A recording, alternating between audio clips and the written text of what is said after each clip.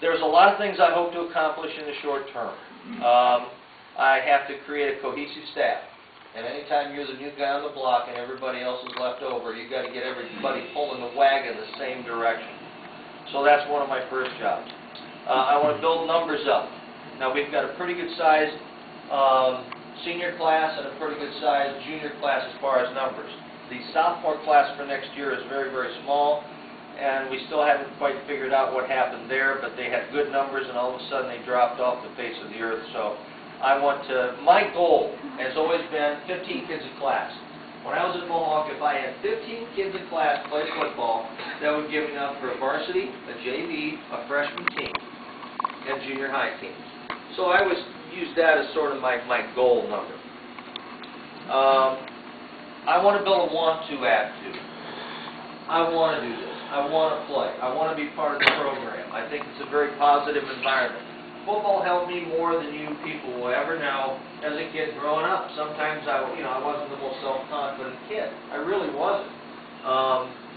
And football helped me gain that self-confidence by learning that I could do things. I could get knocked down. I could get back up. Anybody here know Dr. Secoy? Larry Secoy? Yeah, Larry used to knock me down a lot when I was a freshman. Larry did. But he was really nice about it. He would help me back up. He'd knock me down and say, come on, get up. So I want to build that want-to attitude, not I have to attitude.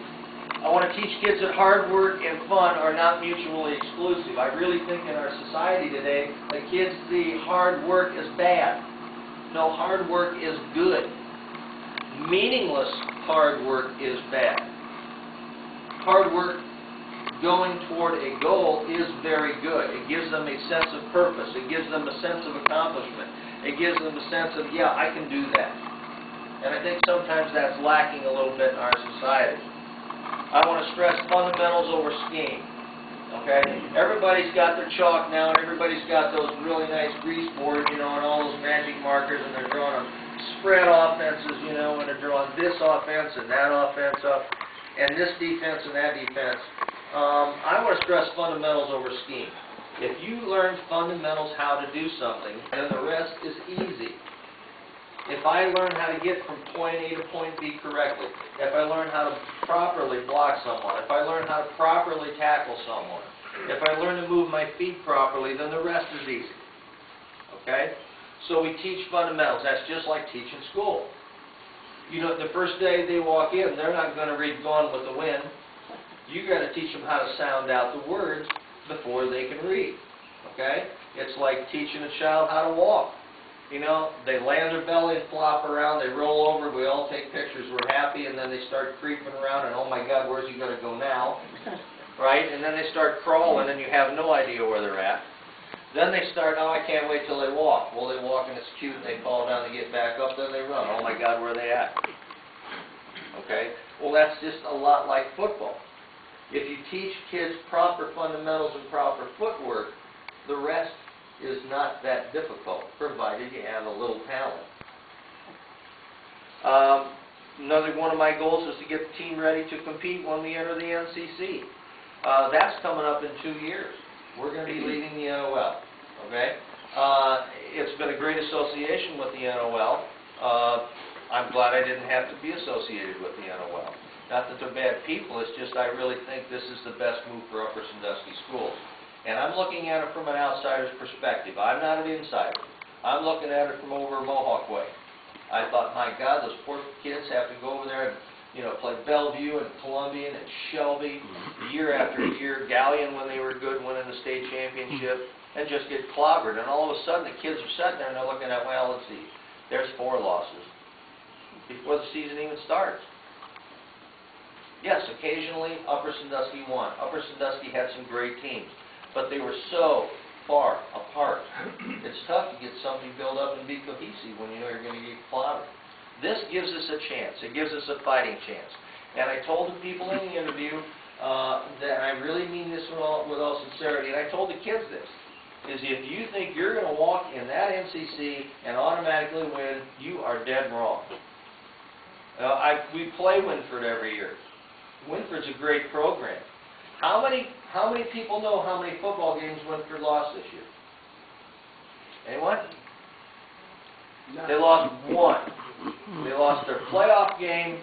They were undefeated in 7th grade. They were undefeated in 8th grade. They were undefeated in freshman. They were undefeated on JV, and they were undefeated on the varsity until the playoff game, and they lost one game. That's what we're walking into. A very solid program. And by the way, Travis and I are not related. We are not related.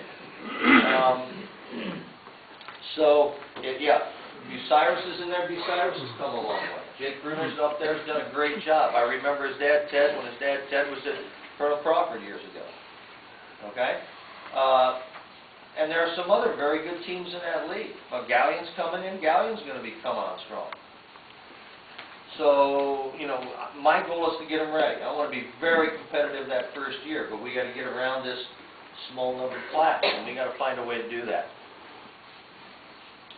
I want to create an atmosphere where they understand the value of strength training and conditioning in order to be competitive, okay?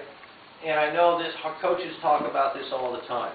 And it is keep up with the Joneses. It really is keep up with the Joneses. You have to keep up with the Joneses, or you're not going to be very good. I want kids to come in that weight room. We've done Eric Baker, and before him, Shane Jacoby, and I started it years and years and years ago. Our kids are pretty strong over there. Our kids believe in getting in the weight room. I get in there with them and throw the weights around. It kills me anymore, but I do it because I think it's important for them to see me there and to be actively engaged with them. Okay, and that's what I intend to do here. I want to be actively engaged. So they have to understand that strength training doesn't mean you stand in front of a mirror and flex all the time. Strength training is going to help me be faster. It's going to help me hit harder. It's going to help me to have fewer injuries over the course of the 4 years that I'm going to be there. So it makes it safer for them.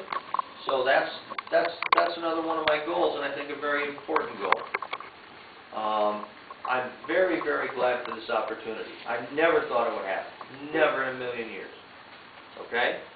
You got some great restaurants over here. I expect to dine several places. I've always liked the restaurants over here in Upper. Tiffin, I'm just like a Burger King. So hopefully this is going to be a pretty long relationship. I know the people I've met at the high school are really, really good people. I think your school district is in really good hands with the administrators you have, and I'm not saying that because they're sitting there. I say that because I can judge. I'm a pretty good judge of character and a pretty good judge of people. Okay, I'm 60 years old. I have no reason to lie to anyone now. Okay, so hopefully it's a good relationship and a long relationship. And I know there's going to be some bumps along the way. And it's going to take time for me to get things up to speed, but hopefully I can do that within a short amount of time.